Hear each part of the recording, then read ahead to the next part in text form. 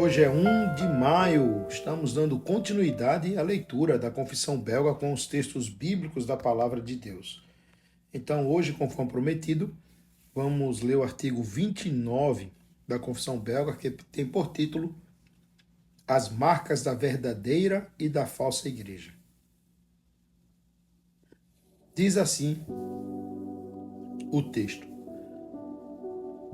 Cremos que devemos distinguir pela palavra de Deus, com diligência e muito cuidado, qual é a verdadeira igreja, pois todas as seitas que há hoje no mundo arrogam para si o nome de igreja.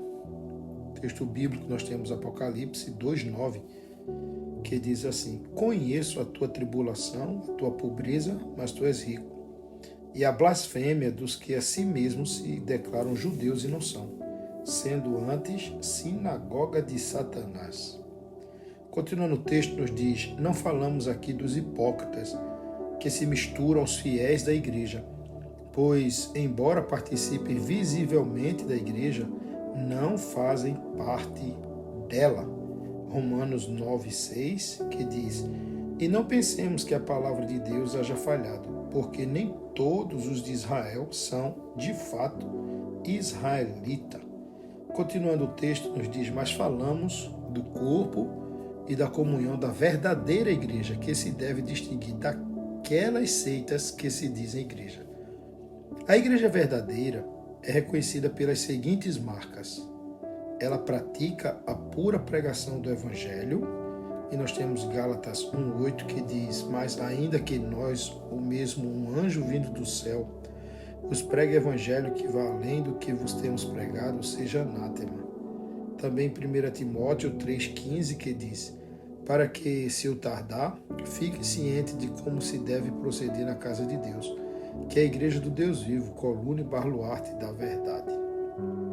Continuando o texto, nos diz que a igreja verdadeira ela também mantém a pura administração dos sacramentos, segundo Cristo os instituiu. Nós temos aqui o texto de Atos 19, 3-5, que diz assim: Então Paulo perguntou: Em que, pois, foste batizados? Responderam: No batismo de João. Disse-lhes Paulo: João realizou o batismo de arrependimento, dizendo ao povo que cresce naquele que vinha depois dele, a saber, em Jesus. Eles, tendo ouvido isto, foram batizados em o nome do Senhor Jesus.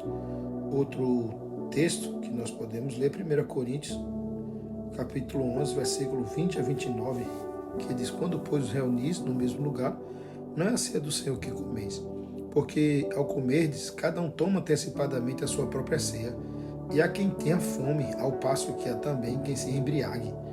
Não tendes, porventura, casas onde comer e beber? Ou menosprezais a igreja de Deus, e envergonhais os que nada têm? Que vos direi? Louvar-vos-ei? Nisto certamente não vos louvo, porque eu recebi do Senhor o que também vos entreguei, que o Senhor Jesus, na noite que foi traído, tomou o pão e, tendo dado graças, o partiu e disse: Este é o meu corpo que é dado por vós. E voltando para o texto da Confissão Belga, diz assim, que a verdadeira igreja ela também exercita a disciplina na igreja para a correção e punição dos pecados. E você tem aí Mateus 18, 15-17, que diz: Se teu irmão pecar contra ti, vai arguí-lo entre ti e ele só. Se ele te ouvir, ganhaste teu irmão. Se porém não te ouvir, toma ainda contigo 1 ou 2 pessoas, para que pelo depoimento de 2 ou 3 pessoas toda palavra estabeleça. E se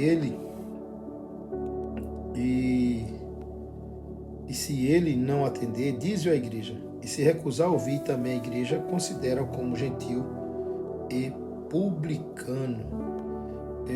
Também nós temos 1 Coríntios 5:4, que diz: Em nome do Senhor Jesus, reunindo vós e o meu espírito com o poder de Jesus Cristo, nosso Senhor. Em síntese, governa a si mesmo segundo a palavra de Deus. O texto de Efésios 2:20 nos diz: Edificados sobre o fundamento dos apóstolos e profetas, sendo ele mesmo Cristo Jesus a pedra angular. João 17:20 diz: Não rogo somente por estes, mas também por aqueles que vierem a crer em mim por intermédio da palavra. Continuando o texto, nos diz que rejeita tudo que ele for contrário. 1 Tessalonicenses 5:21 diz: julgai todas as coisas, retende o que é bom. Também 1 Timóteo 6:20 nos diz: e tu, ó Timóteo, guarda o que te foi confiado, evitando os falatórios inúteis e profanos e as contradições do saber, como falsamente lhe chamam. Continuando o texto, a Confissão Belga nos diz que tem Jesus Cristo como o único cabeça. João capítulo 10, versículo 14 diz: eu sou o bom pastor, conheço as minhas ovelhas e elas me conhecem a mim.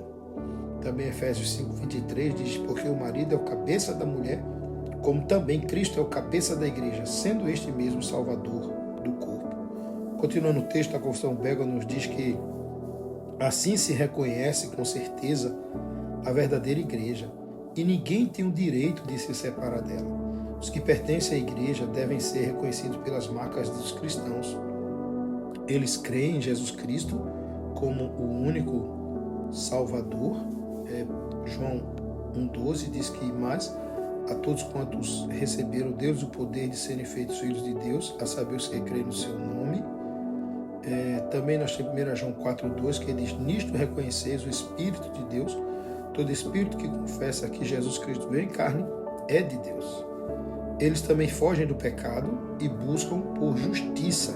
Nós temos Romanos 6,2 que diz: de modo nenhum. Como viveremos ainda no pecado, nós, os que para ele morremos? Também Filipenses 3,12 diz: não que eu tenha recebido, eu tenha já obtido a perfeição, mas prossigo para conquistar aquilo para o que também foi conquistado por Jesus Cristo. O texto continua dizendo que amam o verdadeiro Deus e o seu próximo. Nós temos 1 João 4, 19 a 21, 1 João 4, 19 a 21. Nós amamos porque ele nos amou primeiro. Se alguém disser amo a Deus e odeia seu irmão, é mentiroso. Pois aquele que não ama seu irmão, a quem vê, não pode amar a Deus a quem não vê. Ora, temos da parte dele este mandamento, que aquele que ama a Deus, ame também seu irmão. Sem se desviar para a direita nem para a esquerda, e crucificam a carne com as obras dela. Gálatas 5:24 diz: e os que são de Cristo Jesus crucificaram a carne com as suas paixões e concupiscência. Continuando o texto, nos diz que, no entanto, ainda permanece neles uma grande fraqueza, a qual combatem pelo Espírito todos os dias das suas vidas. Nós temos Romanos 7,15: porque nem mesmo compreendo o meu próprio modo de agir, pois não faço o que prefiro, e sim o que detesto. Gálatas 5,17 diz: porque a carne milita contra o Espírito, e o Espírito contra a carne, porque são opostos entre si, para que não façais o que porventura seja do vosso interesse. Eles apelam continuamente para o sangue, sofrimento, morte e obediência de Jesus Cristo, no qual tem a remissão de seus pecados por meio da fé nele.